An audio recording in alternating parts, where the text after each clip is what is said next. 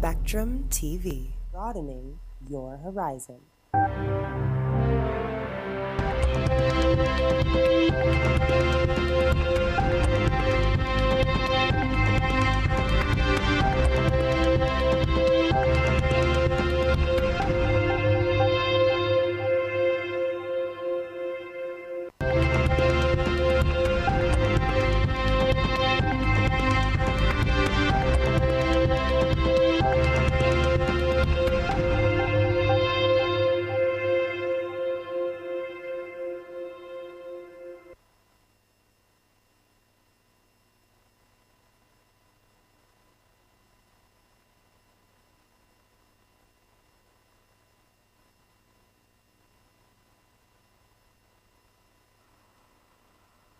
Hello viewer, welcome to Worldview, a program that keeps you updated with trending developments the world over.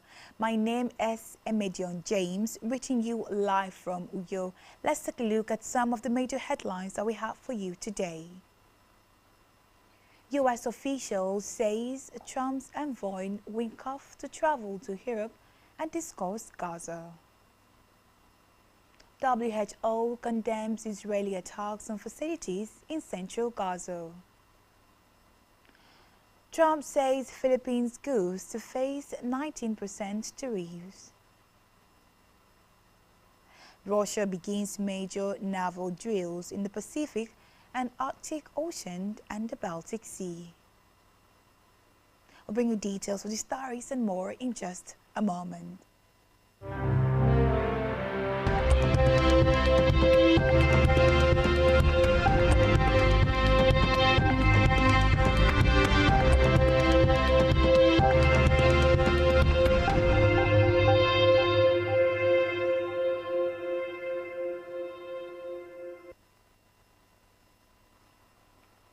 Many thanks for joining us. We begin from the Middle East, where the German government has cleared the way for the delivery of the Council today. Turkey has been in talks on buying Eurofighter Typhoon jets, which are built by a consortium of Germany, Britain, Italy and Spain, represented by company Airbus. Germany's Federal Security Council, whose approval is required for arms export, operates behind closed doors, and the government generally does not comment on its decisions. The German Defense Ministry declined to comment on the report. Also, the Economic Ministry did not immediately respond to an emailed request for a comment. In the meantime, U.S. President Donald Trump's Middle East envoy, Steve Witkoff, will travel to Europe this week for meetings on Israel's war in Gaza and a range of other issues, a U.S. official said, also adding that Witkoff will continue to push for a ceasefire in the Palestinian enclave. Reports say that Witkoff is expected to depart from Rome today and arrive on Thursday for a meeting with Israeli Prime Minister and also the Minister of Strategic Affairs, Ron Dreamer, and a senior Qatari envoy. If sufficient progress is made, Witkoff will travel from Rome to Doha towards the end of the week to secure a deal. News website reported, citing a U.S. and an Israeli source. Let's look at Gaza now, where more than 108 aid agencies warned that massive starvation is spreading across Gaza, and they also accuse Israel of a siege and say Israel is not allowing food inside Gaza to be distributed. The agency statement says that they are witnessing their own colleagues and partners waste away before their eyes. On Tuesday, the Hamas-run health ministry in Gaza said that 33 people had died of malnutrition in 48 hours. Israel, which controls all border crossing in Gaza, said that there were 950 trucks worth of aid currently waiting in Gaza for international organizations to pick up and distribute. Meanwhile, as aid agencies denounce the spread of mass starvation in Gaza, the U.S. has been defending a controversial distribution scheme used to hand out food to Palestinians inside the enclaves. For 2 months, the Gaza Humanitarian Foundation GHF, with the backing of Israel and Washington, has taken over from international aid organizations as the main distributor of aid in Gaza. The UN has repeatedly condemned the plan, saying it will militarize aid. Since then, there have been nearly daily reports of killings of people trying to collect food. Still in Gaza, the World Health Organization WHO says Israel's offensive in central Gaza has compromised its effort to continue working after its facilities came under attack. The UN agency accused Israeli forces of attacking a staff residence in the city of Deir al-Balah on Monday and mistreating those sheltering there. Its men's warehouses were also attacked and destroyed. The WHO said one of its staff detained by troops during the raid on the residence was still being held and demanded their immediate release. The Israeli military said it detained several individuals suspected of involvement in terrorism in the area and that most were released. Meanwhile, the first major Israeli ground operation in Deir al-Balah since the start of the war has displaced tens of thousands of civilians amid warnings of a severe hunger crisis. Gaza's Hamas-run health ministry has said that 33 people, including 12 children, had died from malnutrition across the territory over the past 48 hours. The UN also said it had received growing reports of children and adults suffering from malnutrition and warned that the last lifelines keeping people alive are collapsing. We move now to the Asian-Pacific region, where President Donald Trump says the U.S. has agreed to a massive trade deal with Japan, one of the country's largest trading partners. Japan has agreed to invest $550 billion in the U.S., while its goods sold to Americans will be taxed at 15% when they reach the country. This is below the 25% tariff Trump had threatened. Trump on social media said that Japan would open its economy to U.S. goods, including cars, trucks, rice, and certain agricultural products. Meanwhile, Japan's Prime Minister Shigeru Ishiba welcomed the announcement, saying it was the lowest figure to date among countries with trade surpluses with the U.S.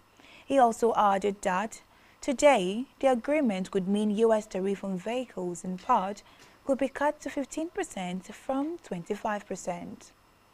Also, Japanese Prime Minister Shigeru Ishiba denied today he had decided to quit after a source and media report said he planned to announce his resignation to take responsibility for a bruising upper house election defeat.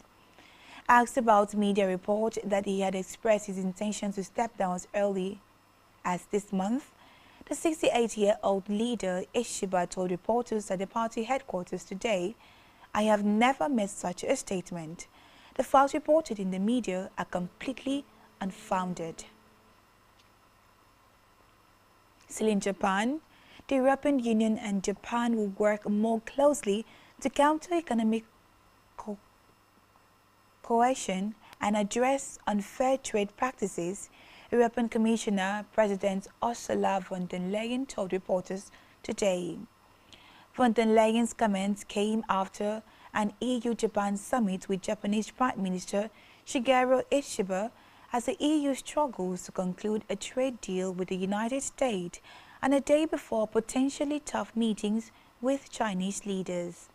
Von der Leyen said the EU and Japan would seek to strengthen economic security. Still on tariff matters, the U.S. levied a 19% tax on imports from the Philippines. U.S. President Donald Trump has also announced after meeting with the country's president at the White House.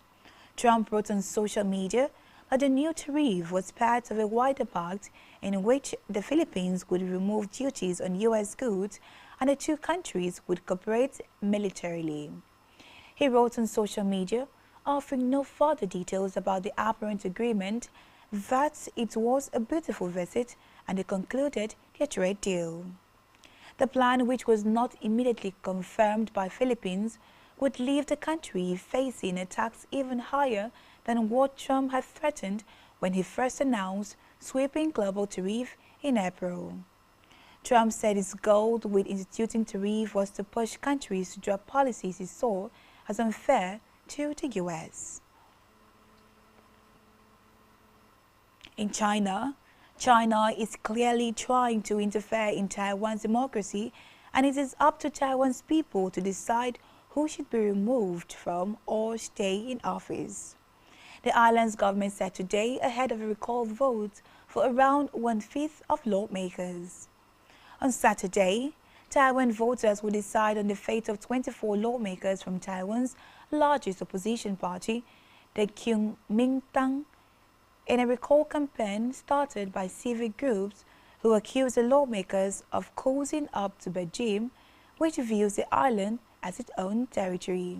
The KMT denies being pro-Beijing, but says it needs to keep lines of communication with China open, and has announced to keep lines of communication with China open, and has announced a recall as a malicious attack on democracy that does not respect the results of last year's parliamentary election.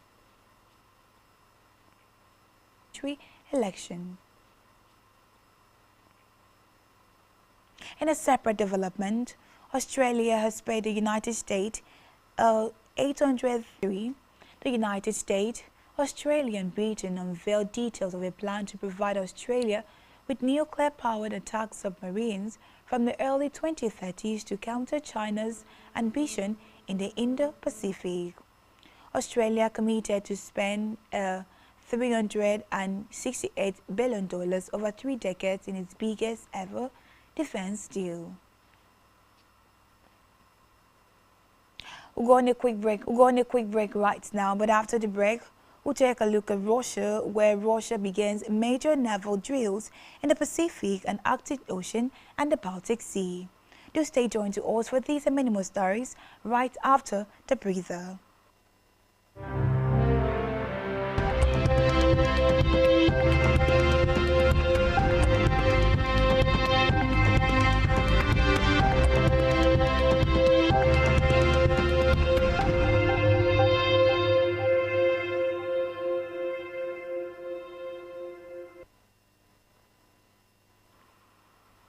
Many thanks for staying tuned.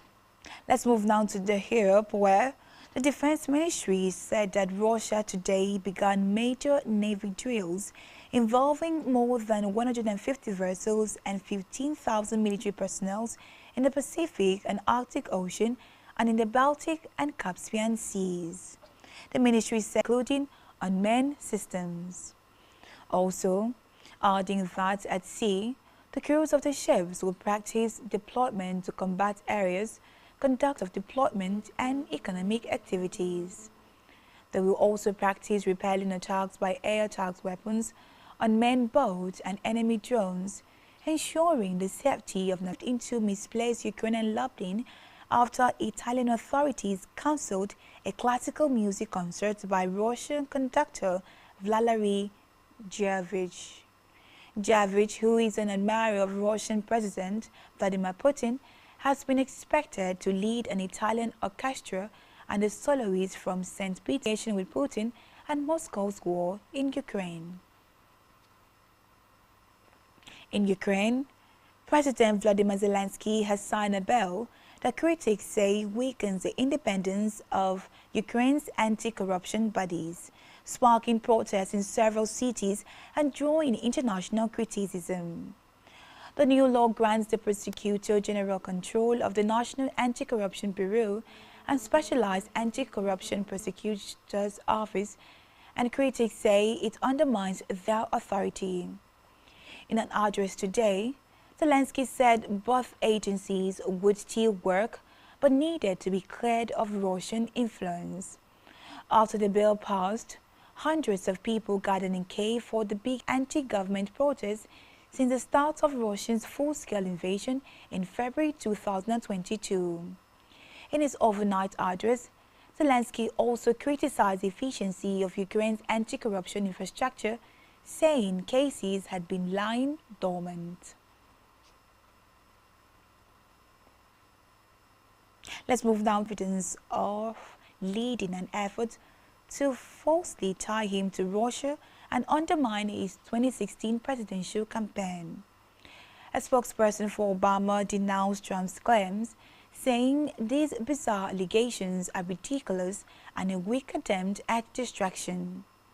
While Trump has frequently attacked Obama by name, the Republican president has not, since returning to office in January, gone this far in pointing a finger at his Democratic predecessor with allegations of a criminal action.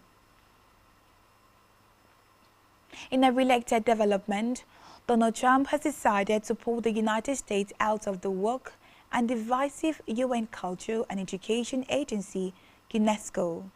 The White House said, repeating a move he took in his first term that was reversed by Joe Biden. The withdrawal from the Paris-based agency, which was founded around world science and culture, will take effect at the end of next year. The move is in line with the Trump administration's broader America First foreign policy, which includes a deep skepticism of multilateral groups, including the United Nations, the World Trade Organization, and the NATO alliance. White House spokeswoman totally out of step with the common sense policies that Americans voted for. Let's end today with a story from Africa where the government has reviewed aid with support for children's education and women's health in aid spending by 40% from 0.5% of gross national income to 0.3% to increase defense spending to 2% with increased regs. However, marginalized communities would pay the highest price. Baroness Chapman, Minister for Development, said, TV, broadening your horizon.